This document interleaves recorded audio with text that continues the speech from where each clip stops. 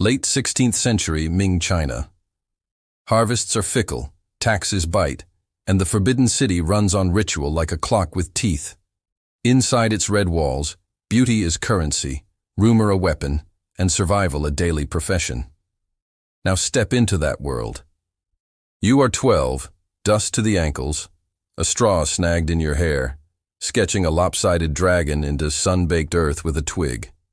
Heat presses a palm to the back of your neck. Chickens cluck like gossip. Then the road coughs up a black, lacquered carriage, shiny as a beetle, heavy as a decision already made. Horses toss their heads.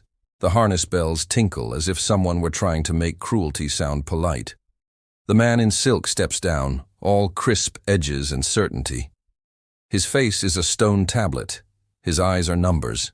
He does not ask your name. A cool knuckle hooks under your chin. Teeth, acceptable. Skin, unremarkable. Heel, calloused from field paths but mendable. Wrist, fine-boned. That matters here. He nods once, the gesture of someone who buys grain by the ton and children by the silence that follows. Silver lands in your father's hands with a thud that hushes the yard. Coins have a way of ending conversations. Your mother's sob spools into the air like thread and snaps as the carriage door shuts. You are not sold as a bride, not even as a maid. You are reclassified, concubine, silk included, cancellation not. The road to the capital is a lesson in smell. Lacquer cooking in sun, leather straps, old sweat, horse dung democratizing everyone's nostrils. Hunger sits in your lap, like a polite aunt who refuses to leave. Whispers ride the wind faster than the wheels. Girls who go in red gates come out as stories, if at all. The gate arrives before the city, red as a fresh slash, high enough to shorten your memories. Within the first courtyard, sound behaves differently. Voices go up and vanish under painted beams, where dragons fly without moving. Eunuchs line you up with the brisk efficiency of men who have learned to be sharper than knives, since knives trimmed away the part of them that used to make them dangerous. Cloth loosens, then disappears. Your body becomes a ledger. A girl with a crooked nose is waved aside. Another with dull small feet earns a clerk's neat tick. Yes can be a cage. No can be a mercy. You learn both in a breath. Footbinding is introduced with pretty words and iron fingers. You are told it is art. Your bones argue otherwise. The first day is a white noise of pain. The second is the same, but you know where it lives. You scream, then rasp, then barter with breath. When you stand again, it is on borrowed geometry. Every step says the same sentence. Beauty has a receipt. Welcome to the inner court. Less a room than a climate. Silk partitions breathe. Light is filtered into manners. Fragrance hangs like a soft decree. Jasmine, a little sandalwood, and something colder. Fear bleached to cleanliness. Senior women look you over with needle eyes, measuring seams only they can see. Your syllabus is short enough to memorize, obey, charm, survive. The grading curve is made of bamboo. Your first assignment is tea. The consort's bangles chime like a polite alarm as you approach. You pour a fraction too slowly. Her palm arrives a fraction too quickly. Heat floods your cheek. Tears present themselves and you decline. You cannot afford them. You practice with your fan until it becomes an organ. Open to hide a tremor, closed to press a warning into your palm. You practice a smile with no commitments in it. Whisper is the palace vernacular. The jade hairpin girl speaks it like a native. Today's bulletin, you borrowed a noblewoman's comb. Consequence, latrine duty, and a close study of how carp look when they are not hungry anymore. A maid named May, voice like unboiled water, plain, clean, leans close just once. Don't mistake a smile for a door. The sentence lodges under your ribs like a spare key. Your opportunity wears a costume. Banquet. Silk lays on your shoulders like a leash pretending to be jewelry. The hall is a storm tamed into etiquette. Porcelain chiming, zithers sighing, power arranging itself into seating charts. A nobleman's grin enters the room before the rest of him. His hand grazes your wrist, accident by design. Above and beyond him sits the emperor's mother, cheek scar like a map nobody travels, eyes like judgments that have learned to walk. You set a cup without spilling. Your fan breathes for you. Somewhere behind you, a consort drops a single word, useful, and suddenly there is a line around your life you can't see but can feel. The gong rolls through the building, a bronze tide. Tonight the emperor selects. You are carried behind curtains that have watched more stories than history books. His voice is velvet trimmed in steel. Please me. Court commands are short because consequences are long. You comply because the moat remembers names. You survive.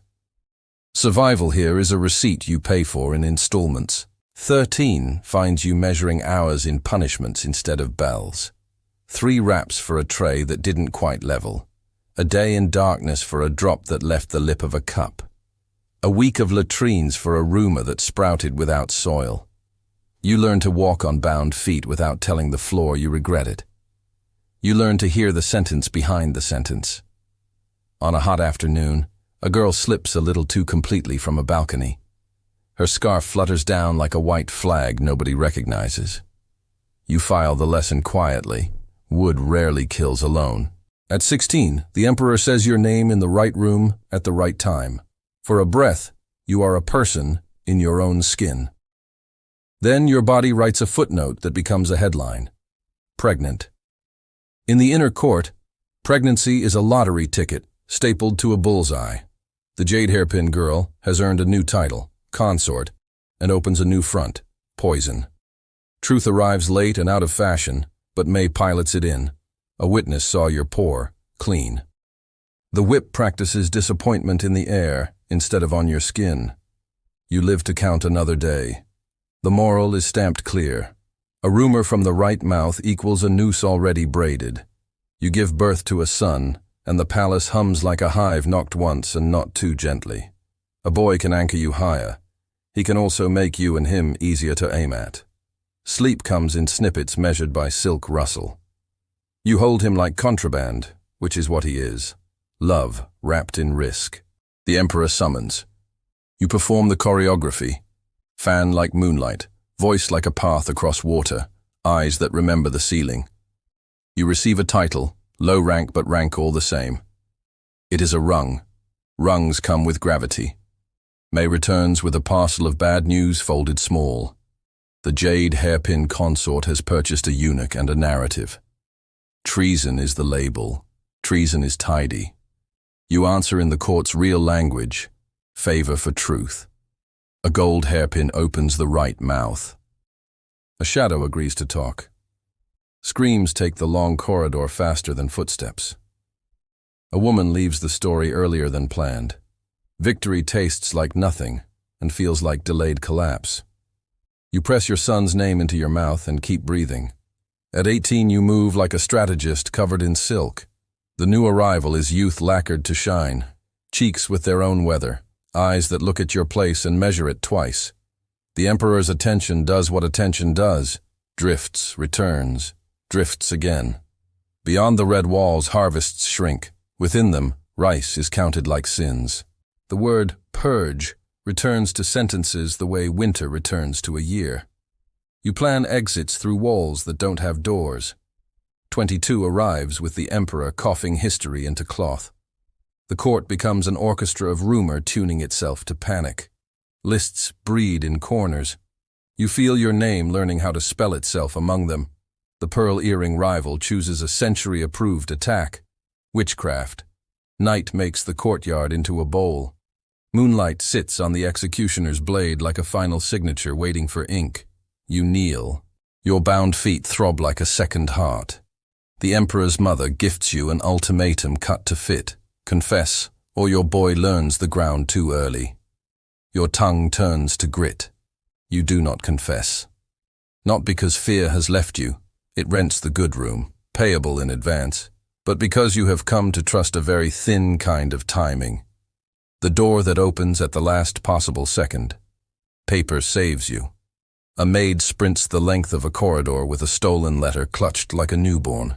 Payments to a eunuch. Herbs planted in your bedding. instructions in handwriting confident enough to be stupid. The blade pivots. Blood finds the stone by a different route. You are spared. Your son is not safe. You smuggle him along a rope of cousins and coin and whispered favors. Half of you goes with him. The half that remains keeps the smile that does not open doors. The plague does not negotiate. Your lungs drag hot embers through narrow places. Your knees keep the memory of flaws. Your bound feet nurse small infections that feel like debts. At 25, the palace has shifted its attention to someone easier to photograph with words. You become, by habit and a little spite, a teacher. You show the new ones how to pour without telling on their hands, how to listen for the hinge where a sentence swings, how to wear a smile that's a wall painted like a door, how to keep their shoulders slightly angled away from balconies when the wind is energetic. Fever comes to reconcile the ledger. You lie on a mat shiny with the memory of bodies, more faithful than the chronicles that will skip your name. Outside, steel scratches at stone, and silk argues with its own echo.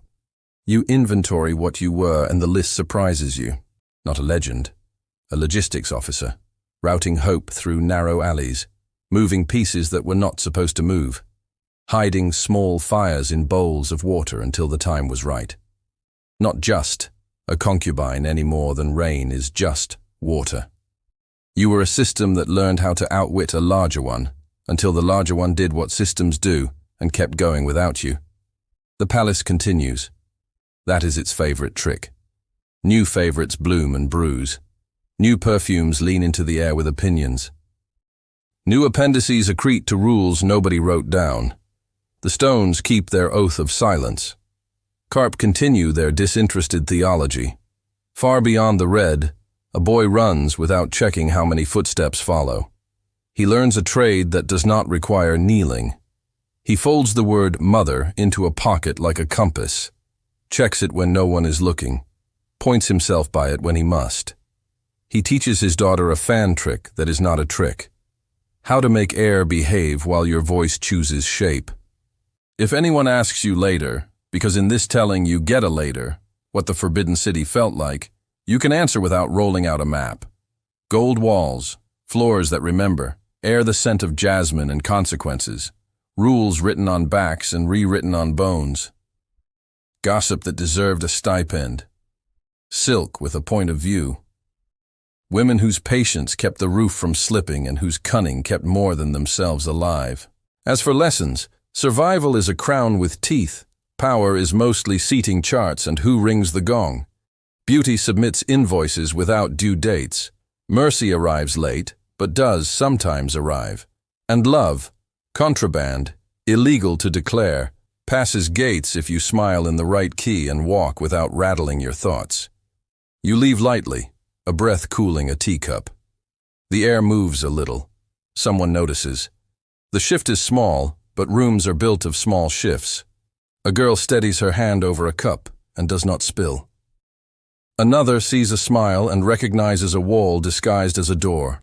A third steps back from a balcony the way a dancer cheats a step, graceful and inexplicable. That is what remains when the drums don't beat your name and the stones don't carve it. A set of angles, a way of listening, a permission to keep breathing. The dynasty will call itself eternal because that is what dynasties like to do. The books will write what the books can hold. But in the narrow spaces where air has to squeeze sideways, in the hinge between a bow and an order, in the half-second when a blade pauses and paper arrives, there you are. 12 and dust-streaked, 16 and knife-steady, 22 and refusing to agree to a lie, 25 and teaching without a classroom. You did not choose glory. You chose to be remembered by those who needed the memory most. In a city built to forget in elegant ways, that is a victory stout enough to stand, quiet enough to live, and sharp enough to cut a door where earlier there was only paint.